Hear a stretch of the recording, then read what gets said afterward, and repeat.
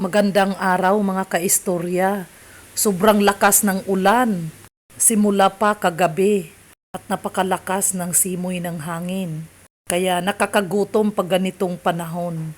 Kaya agad-agad akong magluluto ng fishball.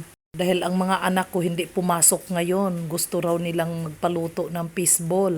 Dahil nga magdamag ang paglakas ng ulan, nag-request ang aking mga anak na magluluto daw ako ng fishball.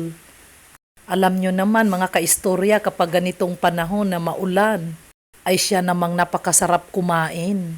Ayan, nung nakaluto na ako, hinainan ko na kaagad ang aking dalawang anak para sila ay makakain na. At tuwang-tuwa naman ang aking dalawang anak. Ayan, kumain na rin ako.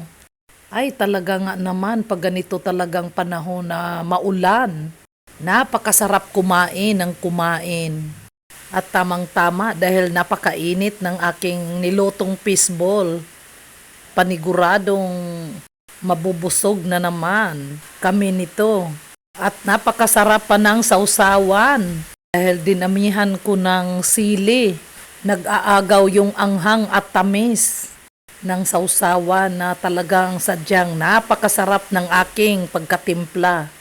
Tamang-tama talaga to sa aming merienda at napakasarap ng aking ginawang sausawan. Ayan, manamis-tamis na may kunting asim. Sinamahan ng napakaanghang na sili. Napakayami, ang sarap talaga. Napapagana talaga ang kain kapag maanghang-anghang ang iyong kinakain. Dahil nga sa sobrang lakas ng hangin, may niyog na nahulog.